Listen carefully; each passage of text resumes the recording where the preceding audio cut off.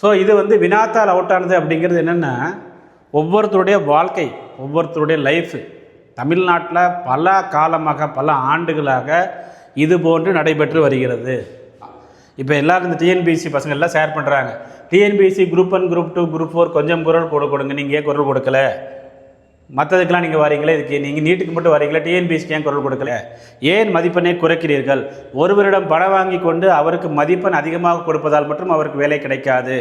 அவருக்கு எவ்வளவு மதிப்பெண் அதிகமாக கிடைத்தாலும் நமக்கு மார்க் போட்டோன்னா அவருக்கு வேலை கிடைக்காம போயிடும். அப்போ நம்ம மதிப்பெண்ணையும் குறைக்கணும், அப்போ நமக்கு 0 போடும். ஸோ அப்போ அவருக்கு அதிகமாக மதிப்பெண் போடுவதற்கு ஒரு பணம், நமக்கு 0 போடுவதற்கு ஒரு பணம். இதுதான் இங்கு தெளிவாக தெரிகிறது. அரசாங்கம் குரூப் 1 ஊழலில் ஈடுபட்டவர்களை பாதுகாக்கிறது என்று ஸ்டாலின் அவர்கள் சொல்லியிருக்கிறார். 2020 21 26 வரைக்கும் அவர்தான் முதல்வராக இருந்தார். அப்போது ஏன் நடவடிக்கை எடுக்கவில்லை? ஸோ அப்போ அந்த வினாத்தாள் கசிவு, விடைத்தாள் கசிவு, இந்த மாதிரி விஷயங்களை நாங்கள் எந்த நடவடிக்கை எடுக்க மாட்டோம், சிபிஐட்ட கொடுத்துருவோம், சிபிஐ வந்து அப்படியே உட்காந்துருப்பாங்க, எதுவும் எடுக்க மாட்டாங்க அப்படின்னா யார் இதை முன்னெடுத்து செல்வது? அப்போ மோடி மாதிரி விஜய் அவர்களும் இதற்காக ஒரு ஃபாஸ்ட் ட்ராக் கோர்ட், விரைவு நீதிமன்றம் அமைக்க வேண்டும். இப்போ எக்ஸாமில் வந்து பார்த்தீங்கன்னா ஆன்சரை எழுதலைனா தான் நீங்கள் 0 போடலாம், ஆன்சர் எழுதி நீங்கள் 0 போடுறீங்க அப்படின்னா ஸோ இது ஒரு முறைகேடு தான். மோடியை போல செயல்படுவாரா முதல்வர் விஜய்? மோடியை போல செயல்படுவாரா முதல்வர் விஜய்? டிஎன்பிஎஸ்சி இளைஞர்கள் எதிர்பார்ப்பு. ஸோ இன்று வந்து பார்த்திங்க அப்படின்னா இந்தியா முழுவதும் நீட் எதிர்ப்பு போராட்டங்கள், அதாவது நீட் தேர்வுக்கு எதிரான போராட்டங்கள் அப்படி சொல்கிறத விட அந்த தேர்வில் நடந்த முறைகேடு, முக்கியமாக வந்து பார்த்திங்கன்னா கொஸ்டின் பேப்பர் லீக், வினாத்தாள் லீக் ஆனது, அது தொடர்பாக வந்து பார்த்திங்க அப்படின்னா நாடாளுமன்றத்தில் வந்து ஒரு பில் பாஸ் பண்ணி ஆக்ட் கொண்டு வர அளவுக்கு இன்றைக்கி வந்து அது பெரிய விஷயமாக போயிட்டுருக்குது. நரேந்திர மோடி அவர்கள் என்ன சொல்லியிருக்கிறாங்க அப்படின்னா, nothing is important more than the welfare and future of the youth. இளைஞர்களுடைய எதிர்காலம் மற்றும் அவருடைய நலத்தை விட எங்களுக்கு வேறு எதுவும் முக்கியம் கிடையாது. We have decided to set up fast track courts to ensure swift and stringent punishment for those who involved in paper leaks. Have directed the concerned authorities and officials to take all necessary steps. So paper leak, அதாவது question paper leak, வினாத்தாள் முறைகேடு, வினாத்தாள் out ஆனது, இது தொடர்பாக வந்து பார்த்திங்கன்னா fast track court வந்து நாங்கள் வந்து கண்டிப்பாக ஃபார்ம் பண்ணுறோம், யாராக இருந்தாலும் அரெஸ்ட் பண்ணுறோம் அப்படிங்கிற மாதிரி சொல்லியிருக்கிறாங்க. Fast track courts to be set up அப்படிங்கிற மாதிரி அவர் வந்து சொல்லியிருக்கிறார். ஸோ இது வந்து வினாத்தாள் அவுட் ஆனது அப்படிங்கிறது என்னென்னா, ஒவ்வொருத்தருடைய வாழ்க்கை, ஒவ்வொருத்தருடைய லைஃபு தமிழ்நாட்டில் பல காலமாக பல ஆண்டுகளாக இது போன்று நடைபெற்று வருகிறது. ஏடிஎம்கே பீரியடில் நடக்கும், எல்லோரும் என்ன பண்ணுவாங்க, டிஎம்கேக்கு ஓட்டு போடுவாங்க. டிஎம்கே பீரியடில் நடக்கும், ஏடிஎம்கே பீரியடில் ஓட்டு போடுவாங்க. ஏடிஎம்கே பீரியட் நடத்தும்போது டிஎம்கே என்ன சொல்லுவாங்க, நாங்கள் வந்தால் அதனை தடுப்போம் அப்படிப்பாங்க. டிஎம்கே பீரியட் வந்து ஏடிஎம்கே என்ன சொல்லுவாங்க, எலெக்ஷன் மேனிஃபெஸ்டோவில் நாங்கள் வந்தால் ரெண்டு பேரும் ஒன்றுமே செஞ்சது கிடையாது. 2001 நம்ம எடுத்துக்கிட்டோம், 2 பேரும் ஒன்றுமே செஞ்சது கிடையாது. காரணம் என்னவென்றால் இவர்களால் உருவாக்கப்பட்ட அதிகாரிகள் அவர்களுக்கு வளைஞ்சு போவாங்க, அவர்களால் உருவாக்கப்பட்ட அதிகாரிகள் இவர்களுக்கு வளைஞ்சு போவாங்க. ஸோ ஒட்டு மொத்தமாக என்னாகும், ஒரு 100 பேர் செலக்ட் ஆகிறாங்க, வினாத்தாள் அவுட்டோ விடைத்தாள் அவுட்டோ என்னமோ டேம்பர் பண்ணி என்னமோ 100 பேர் செலக்ட் ஆகிறாங்க அப்படின்னா அதில் 50 பேர் ஏடிஎம்கே ஃபேவராக இருப்பாங்க, 50 பேர் டிஎம்கே ஃபேவராக இருப்பாங்க. எந்த ஆட்சி வந்தாலும் அவர்கள் 100 பேரையும் பாதுகாத்து கொள்வார்கள். இதுதான் கடந்த பல வருடங்களாக டிஎன்பிஎஸ்சியில் நடந்து கொண்டிருக்கிறது. இப்போது புதுசாக ஒரு கட்சி, தமிழக வெற்றிக் கழகம், திரு விஜய் அவர்கள் தலைமையில் நடந்திருக்கிறதுனால, ஆட்சி அமைத்திருக்கிறதுனால மோடியை போல் செயல்படுவாரா முதல்வர் விஜய்? டிஎன்பிஎஸ்சி இளைஞர்கள் எதிர்பார்ப்பு. ஏன்னா டிஎன்பிஎஸ்சி இளைஞருடைய வாழ்க்கை வந்து டிஎன்பிஎஸ்சியை மட்டும் நம்பிதான் இருக்கிறது. அவங்க வந்து ஒரு ரயில்வேயோ எஸ்எஸ்சியோ எதுவுமே எழுத மாட்டாங்க, டிஎன்பிஎஸ்சி தான் கடைசி வரைக்கும் அவங்களுடைய வாழ்க்கை டிஎன்பிஎஸ்சி தான். ஸோ கடந்த பல வருடங்களாக வினாத்தாள் அவுட் ஆகிருக்குது, விடைத்தாள் அவுட் ஆகிருக்குது, நிறைய முறைகேடுகள் நடந்திருக்குது. இதை போன்ற ஒரு ஃபாஸ்ட் ட்ராக் கோர்ட், விரைவு நீதிமன்றங்களை வைத்து அதனை விசாரிப்பதற்கு முதல்வர் விஜய் வந்து பார்த்திங்க அப்படின்னா மோடியை போன்று செயல்படுவாரா? இது வந்து அனைத்து தேர்வர்கள் மத்தியிலுமே வந்து பார்த்திங்கன்னா ஒரு கேள்வி எழும்புகிறது. ஏன்னா ஒவ்வொரு முறை என்ன ஆகும், ஏதோ ஒரு 10,000 போஸ்ட்டாக சரி ஓகே, ஒரு என்னமோ எக்ஸாம் நடத்துகிறாங்க, போகிறாங்க வராங்க. நிறைய பேர் வந்து பார்த்திங்க அப்படின்னா அந்த சிவகங்கையிலேருந்து சென்னைக்கு ஆன்சர் சீட் எடுத்து வரும்போது அழிகிற மையில் வந்து எழுதி ஆன்சர் சீட்டை மாற்றினாங்க. அப்போ என்ன பண்ணாங்க, 100 பேர் அரெஸ்ட் பண்ணாங்க ஒரு பேருக்கு, அவ்வளோதான். அதுக்கப்புறம் இந்த கேஸ் என்னாச்சு, 2023 குரூப் 2ல் வந்து பார்த்திங்கன்னா ஆன்சர் சீட்டை மாற்றி கொடுத்தாங்க, நிறைய பேர் பாதிக்கப்பட்டாங்க. நம்ம ஒரு 10 நாள் அவர் பேசுனாங்க, அதுக்கப்புறம் என்னாச்சு, ஒன்றும் ஆகலை. இப்போ கூட உதவி பேராசிரியர் 0 மதிப்பெண் போட்டிருக்கிறாங்க. எப்படி 0 மதிப்பெண் போட முடியும்? ஒரு ஆன்சர் ஷீட்டில் ஆன்சர் இப்போ எக்ஸாமில் வந்து பார்த்தீங்கன்னா ஆன்சரை எழுதலைனா தான் நீங்கள் 0 போடலாம். ஆன்சர் எழுதி நீங்கள் 0 போடுறீங்க அப்படின்னா ஸோ இது ஒரு முறைகேடு தான். அப்போது இது தொடர்ந்து நடந்து கொண்டே இருக்கிறது ஒரு பக்கம். அப்படிங்கும் பொழுது இதற்கு விஜய் அவர்கள் நடவடிக்கை எடுப்பாரா அதான் கேட்குறோம். ஒரு சில எக்ஸாம்பிள்ஸ் நம்ம சொல்கிறோம். 2012 குரூப் 2 வினாத்தாள் கசிவு, இதில் வந்து பார்த்திங்கன்னா எல்லாமே நம்ம வந்து பேப்பர் நியூஸ் தான், நம்ம வந்து மிகைப்படுத்தி எதுவுமே சொல்லலை. அதில் என்ன சொல்லியிருக்காங்க, தேர்வு நடப்பதற்கு முந்தைய நாள் இரவு நாமக்கல்லில் உள்ள ஒரு ப்ரௌசிங் சென்டரில் 80 பக்கங்கள் கொண்ட கையால் எழுதப்பட்ட ஒரிஜினல் வினாத்தாளை பிரதி எடுத்தது. எப்படி ஈரோடு மற்றும் தர்மபுரியில் தனிப்படைகள் அமைத்து ஆசிரியர் உட்பட பலர் கைது செய்யப்பட்டனர். ஸோ இது வந்து பார்த்திங்கன்னா ஒரு புலனாய்வு செய்திக்கு இந்த பேப்பர் நியூஸில் போட்டிருக்கிறாங்க.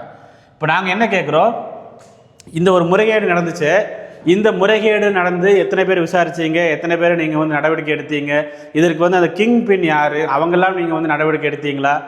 இதெல்லாம் நீங்கள் எடுத்திருந்தால் 2019 மீண்டும் சிவகங்கையிலிருந்து சென்னைக்கு ஆன்சர் ஷீட் எட்டு வரும்பொழுது ஒரு முறைகேடு எப்படி நடக்கும், அதன் கேள்வி.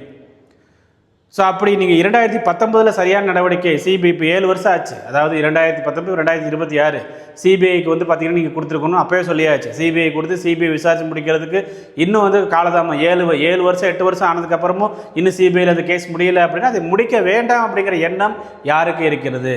ஸோ அப்போ அந்த வினாத்தாள் கசிவு, விடைத்தாள் கசிவு, இந்த மாதிரி விஷயங்களை நாங்கள் எந்த நடவடிக்கை எடுக்க மாட்டோம், சிபிஐட்ட கொடுத்துருவோம், சிபிஐ வந்து அப்படியே உட்காந்துருப்பாங்க, எதுவும் எடுக்க மாட்டாங்க அப்படின்னா யார் இதை முன்னெடுத்து செல்வது? அப்போ மோடி மாதிரி விஜய் அவர்களும் இதற்காக ஒரு ஃபாஸ்ட் ட்ராக் கோர்ட், விரைவு நீதிமன்றம் அமைக்க வேண்டும். இதை தான் வந்து பார்த்து டிஎன்பிஎஸ்சி தேர்வில் எதிர்பார்க்குறாங்க. 2015 குரூப் 4 தேர்வு முறைகேடு, 2015 ஒரு குரூப் 4 எக்ஸாமினேஷன் முறைகேடு நடந்துச்சு. அப்புறம் ஒரு குரூப் 1 2017, இது வந்து பார்த்திங்கன்னா 10 வருஷம் ஆச்சு, மோர் தென் 10 இயர்ஸ். ஸோ இதில் வந்து பார்த்தீங்கன்னா குரூப் ஏ சர்வீஸ் அகைன் வந்து குரூப் 1 தேர்வு முடிவு, விடைத்தாள்களை மாற்ற பல கோடி லஞ்சம். நம்முடைய ராமதாஸ் அவர்கள் வந்து பார்த்திங்கன்னா ஒரு அறிக்கை கொடுத்துருக்குறாங்க. டிஎன்பிஎஸ்சி குரூப் 1 தேர்வு விடைத்தாள்களை மாற்ற பல கோடி. இது வந்து ராமதாஸ் என்பவர் ஒரு அரசியல் கட்சியின் தலைவர், மதிக்கக்கூடிய தலைவர். இன்றைக்கி வந்து டிஎன்பிஎஸ்சி தேர்வு, டிஆர்பி தேர்வு, எஸ்ஐ தேர்வு முதலில் குரல் கொடுப்பவர் அவர் தான். ஸோ அவர் சொல்லியிருக்கும்போது அதில் வந்து தப்பாக எதுவும் சொல்லியிருக்க மாட்டார், அதில் விசாரிச்சு சொல்லியிருப்பார். அப்போ இதில் நீங்கள் என்ன நடவடிக்கை எடுத்தீங்க, இதில் யார் யார் தப்பு பண்ணாங்க, என்ன நடவடிக்கை எடுத்தீங்க?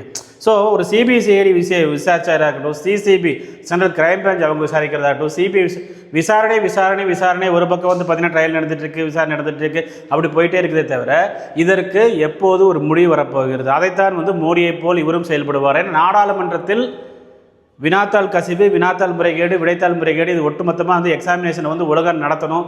இதற்காக தனியாக ஒரு சட்டம் கொண்டு வருவதற்கு ஒரு பில்லை வந்து பார்த்திங்கன்னா பாஸ் பண்ணுற அளவுக்கு நீங்கள் வந்து வந்திருக்கிறாங்க. அப்படி இருக்கும் பொழுது தமிழ்நாடு சட்டமன்றத்தில் அதை நீங்கள் ஏன் செய்யக்கூடாது? தமிழ்நாடு சட்டமன்றத்தில் வந்து பார்த்திங்கன்னா போட்டித் தேர்வில் நடக்கக்கூடிய ஊழல்களை தடுப்பதற்காக ஊழல் தடுப்பு சட்டம் ஏன் கொண்டு வரக்கூடாது? ஒரு விரைவு நீதிமன்றங்கள் அதன் அடிப்படையில் ஏன் அமைக்கக்கூடாது? இதுதான் வந்து பார்த்திங்கன்னா போட்டித் தேர்வு ப்ரிப்பேர் பண்ணக்கூடிய எல்லாருடைய ஒரு முக்கியமான ஒரு. அப்புறம் வந்து பார்த்தீங்கன்னா accused altered TNPSC group 4 exam answer seeds இன் மூவிங் வெஹிக்கிள். இதுதான் இது வந்து மூவிங் வெஹிக்கிள். எப்படி நம்ம வந்து எக்ஸாம் சீரீஸில் அதை வச்சு நம்ம பண்ணியிருந்தோம், மூவிங் வெஹிக்கிள் மூவ் ஆகிட்டு இருக்கும்போதே ஆன்சர்ட்டை மாற்றிருக்கிறாங்க. இதெல்லாம் நடந்திருக்குது. அப்புறம் 2019 காவல் உதவி ஆய்வாளர் தேர்வு அழியும் எதை சொல்லியிருக்கிறோம், உதவி ஆய்வாளர் தேர்வு Madras high court order CBI probe எப்போ சொல்லியிருக்கிறாங்க, 2019 சொல்லியிருக்கிறாங்க. என்ன ஆயிடுச்சு? சிபிஐக்கு அனுப்பி என்ன ஆச்சு? 7 வருஷம் ஆச்சு. இன்னும் சிபிஐ ஏன் இதை வந்து ஃபைனல் ரிப்போர்ட் கொடுக்கல? அப்போ யாரை நீங்கள் காப்பாற்றுகிறீர்கள்? 2012 ஒழுங்காக விசாரித்திருந்து நடவடிக்கை எடுத்திருந்தால் 2017 குரூப் 1 நடந்திருக்காது, 2019 குரூப் 4 நடந்திருக்காது, 2019 எஸ்ஐயில் நடந்திருக்காது, 2023 மெயின்ஸ் எக்ஸாமில் ஆன்சர்ட்டை மாற்றி கொடுத்து அதுக்கு ஒரு ரிசல்ட்டை பப்ளிஷ் பண்ணுறதுக்கு டிஎன்பிஎஸ்சிக்கு தைரியம் வந்திருக்காது. இன்றைக்கி 2026 வந்து பார்த்திங்க அப்படின்னா 25 நடைபெற்ற டிஆர்பி அசன் ப்ரோஸ் எக்ஸாமினேஷனுக்கு வந்து பார்த்திங்கன்னா இஷ்டத்துக்கு 0 மதிப்பெண் போடுவதற்கு யாருக்கும் தைரியம் வந்திருக்காது. அப்போது இதையெல்லாம் ஒரு முடிவுக்கு கொண்டு வர வேண்டும் என்றால் நாடாளுமன்றத்தில் மோடி அவர்கள் ஒரு சட்டத்தை கொண்டு வருவது போல நம்முடைய தமிழக சட்டமன்றத்தில் திரு விஜய் அவர்கள் போட்டித் தேர்வு நடக்கக்கூடிய ஊழலை தடுக்கும் விதமாக போட்டித் தேர்வு ஊழல் தடுப்பு சட்டம் என்று கொண்டு வர வேண்டும். அதன் அடிப்படையில் வந்து பார்த்திங்கன்னா விரைவு நீதிமன்றங்கள் அமைக்கப்பட வேண்டும். இது வந்து பார்த்திங்கன்னா ஒவ்வொருத்தருடைய லைஃப். ஸோ இதை வந்து பார்த்திங்க அப்படின்னா திரு விஜய் அவர்கள் செய்யணும்னு சொல்லி எல்லாரும் எதிர்பார்க்குறாங்க. டிஎன்பிஎஸ்சி ஸ்கேம் வெஹிக்கிள் அது ஏற்கனவே நம்ம பார்த்தோம். 2010 ஸ்டாலின் சொல்லியிருக்கிறாங்க பாருங்க, government shielding the accused in group 1 exam scam of 2016. Stalin சொல்லியிருக்கிறாரு. எப்போ? 2020 சொல்லியிருக்கிறாரு. அரசாங்கம் குரூப் 1 ஊழலில் ஈடுபட்டவர்களை பாதுகாக்கிறது என்று ஸ்டாலின் அவர்கள் சொல்லியிருக்கிறார். 2020 21 26 வரைக்கும் அவர்தான் முதல்வராக இருந்தார். அப்போது ஏன் நடவடிக்கை எடுக்கவில்லை? அவங்க தேர்தல் அறிக்கையிலே சொல்லியிருந்தாங்க, நாங்கள் ஆட்சிக்கு வந்தால் ஒரு நபர் குழு நீதிபதி தலைமையில் ஒரு நபர் கமிஷன் போடுறோன்னாங்க. ஏன் போடலை? அப்போ என்ன தெரியுது அப்படின்னா, திமுகவாக இருந்தாலும் சரி, அதிமுகவாக இருந்தாலும் சரி, இந்த போட்டித் தேர்வு நடைபெறக்கூடிய ஊழல்கள் மட்டும் கண்டுக்கவே மாட்டாங்க கடைசி வரைக்கும். அப்படிங்கிறது கடந்த 25 வருடங்களாக நடந்த தேர்வுகள், அது தொடர்பான வழக்குகள், அந்த வழக்கின் விசாரணை முடிவுகள் வராமல் இருக்கிறது. இதை வைத்தே நீங்கள் தெரிந்து கொள்ளலாம். அப்படி என்ன அப்படின்னா, அவர் தப்பு பண்ணால் இவர் கண்டுக்க மாட்டார், இவர் தப்பு பண்ணால் அவர் கண்டுக்க மாட்டார். அப்போ இப்போ 2 பேருமே இவங்க வரல, புதிதாக ஒரு வந்திருக்கிறார், அவருக்கு அந்த வாய்ப்புகள் இருக்கிறது. அவர் முன்பு அந்த வாய்ப்புகள் பிரகாசமாக இருக்கிறது. ஏனென்றால் இந்த ஆயிரக்கணக்கான லட்சக்கணக்கான இளைஞர்கள் வாக்களித்து தான் முதல் விஜய் அவர்கள் முதலாக வந்திருக்கிறார். அப்படி இருக்கும் பொழுது இது தொடர்பாக ஒரு சட்டத்தை நமது சட்டமன்றத்தில் கொண்டு வந்து அதன் அடிப்படையில் விரைவு நீதிமன்றம் அமைக்க வேண்டும் அப்படிங்கிறது டிஎன்பிஎஸ்சி தேர்வுகளுடைய முக்கியமான ஒரு கோரிக்கை. அண்ட் 2023 குரூப் 2 முதன்மை தேர்வு முறைகேடு, அதாவது ஆன்சர் சீட்டை மாற்றி கொடுத்துடுறது, இதெல்லாம் ஓப்பனாக பச்சையாக தெரியக்கூடிய ஒரு முறைகேடு. அப்போ நீங்கள் என்ன பண்ணீங்க, கடைசி வரைக்கும் அதை முட்டு கொடுத்து அந்த ரிசல்ட் தான் பப்ளிஷ் பண்ணீங்களே தவிர இன்றளவும் இன்றைக்கு கூட அதனால் பாதிக்கப்பட்டவர்கள் பார்த்தீங்கன்னா தூங்க முடியாமல் சாப்பிட முடியாமல் உட்காந்துருக்கிறாங்க. இதையெல்லாம் பார்த்தீங்கன்னா டிஎன்பிசியில் இருக்கிறவங்களுக்கு தெரியுதா இல்லையான்னு தெரில. 4 government officials got appointments, so fake certificate கொடுத்துருக்காங்கன்னு சொல்லிட்டு. அண்ட் குரூப் 4 இது போன வருஷம், இதை விட கொடுமை எதுவும் கிடையாது. ஒரு அரசாங்கத்தின் பணிபுரிபவர்களுக்கு ஒரு டிஎன்பிஎஸ்சி ஒரு தேர்வு நடத்துகிறாங்க, அந்த கொஸ்டின் பேப்பரை கொஞ்சம் கூட பாதுகாப்பு இல்லாமல் ஒரு ப்ரைவேட் பஸ்ஸில் கொண்டு போகிறதா அப்படின்னா இந்த உலகத்திலே பார்த்திங்கன்னா அந்த ஒரு அரசாங்கம் அந்த ஒரு அரசு பணியாளர் தேர்வாணையம் தமிழ்நாடு அரசு பணியாளர் தேர்வாணையமாக தான் இருக்க வேண்டும். இந்த விஷயத்தில் பார்த்திங்க அப்படின்னா அன்றைக்கி சேர்மன் ஒரு பேட்டி கொடுக்குறாங்க. என்ன கொடுக்குறாங்க, இது இனிமேல் நடக்காது. ஓகே, இந்த எக்ஸாமினேஷன் போன வருஷம் ஜூலை, அப்போ எக்ஸாமினேஷன் ஹாலில் கொஸ்டின் பேப்பர் யார் முன்னாடி ஓப்பன் பண்ணணும், ஸ்டூடெண்ட்ஸ் முன்னாடி ஓப்பன் பண்ணணும். பட் முன்னாடியே ஓப்பன் பண்ணி கொண்டு கொடுத்தாங்க. இதெல்லாம் சிசிடிவியில் ரெக்கார்ட் ஆகிருக்குது.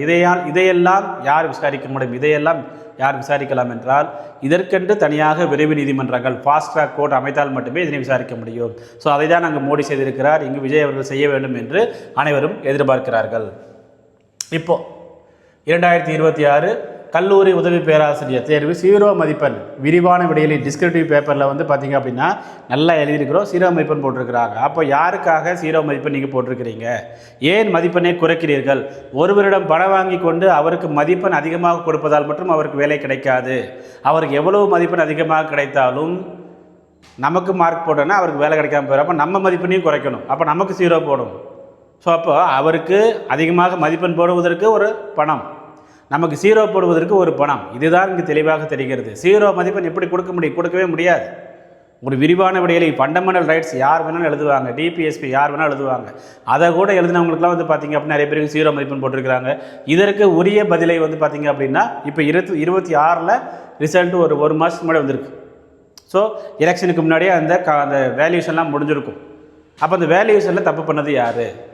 இதையெல்லாம் பார்த்திங்க அப்படின்னா இதில் பாதிக்கப்பட்டவங்க கோர்ட்டில் கேஸ் போட்டிருக்கிறாங்க. பாதிக்கப்பட்டவங்க கோர்ட்டில் கேஸ் போட்டிருக்கிறாங்க.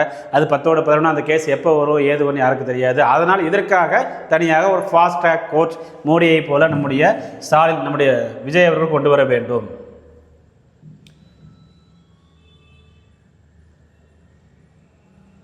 Fast track court. So Modi மாதிரி பார்த்திங்கன்னா விஜய் அவர்கள் கொண்டு வர வேண்டும் அப்படிங்கிறது எல்லாருடைய எண்ணம். ஸோ இதை விஜய் அவர்கள் செய்வார்களும் எதிர்பார்க்கலாம். அப்புறம் ரொம்ப முக்கியமாக இன்றைக்கி பார்த்திங்கன்னா வைரலாக பரவிட்டு இருக்குது நீட் போராளிகள் அப்படின்னு சொல்லிட்டு இவங்க எல்லாத்தையுமே நம்ம சொல்கிறோம். அதாவது வெற்றிமாறன் அவர்கள், ரஞ்சித் அவர்கள், சூர்யா அவர்கள், மன்சூர், இவர்கள் நீட் போராளிகள் அப்படிங்கிறத விட இவர்கள் திடீர் போராளிகள் அப்படின்னு நம்ம சொல்லலாம். இப்போ எல்லோரும் இந்த டிஎன்பிஎஸ்சி பசங்க எல்லாம் ஷேர் பண்ணுறாங்க, டிஎன்பிஎஸ்சி குரூப் 1 குரூப் 2 குரூப் 4 கொஞ்சம் குரல் கொடுங்க, நீங்கள் ஏன் குரல் கொடுக்கல? மற்றதுக்கெல்லாம் நீங்கள் வரீங்களே, இதுக்கு நீங்கள் நீட்டுக்கு மட்டும் வரீங்களா, டிஎன்பிஎஸ்சிக்கு ஏன் குரல் கொடுக்கல? இது நல்ல ஒரு கேள்வி தான். இதை அனைவரும் பார்த்தீங்கன்னா உங்களை பார்த்து கேட்கிறார்கள். 2021 26 வரைக்கும் எவ்வளவோ துன்பங்களை டிஎன்பிஎஸ்சி தேர்வுகள் அனுபவித்திருந்தார்கள். அன்றைக்கி யாருமே வாயை திறக்கலை. இன்றைக்கி ஸ்டூடெண்ட்ஸ் பார்த்தீங்கன்னா கேட்க ஆரம்பிச்சிட்டாங்க. ஸோ இதை நம்ம பண்ணுறோம். பட் நம்மளை பொறுத்தளவு என்ன அப்படின்னா, அவங்க குரல் கொடுக்குறாங்க, இவங்க குரல் கொடுக்குறாங்க அப்படிங்கிறத விட அரசாங்கம் நேர்மையாக விசாரித்தாலே யாரும் குரல் கொடுக்கணும் அவசியம் கிடையாது. ஸோ மோடியை போல செயல்படுவாரா விஜய்? இந்த போட்டித் தேர்வு ஊழல்களை தடுப்பதற்காக விரைவு நீதிமன்றங்களை அமைப்பாரா அப்படிங்கிறதா பார்த்திங்க அப்படின்னா இன்றைக்கி நம்ம டாப்பிக்காக பேசியிருக்கிறோம். நன்றி.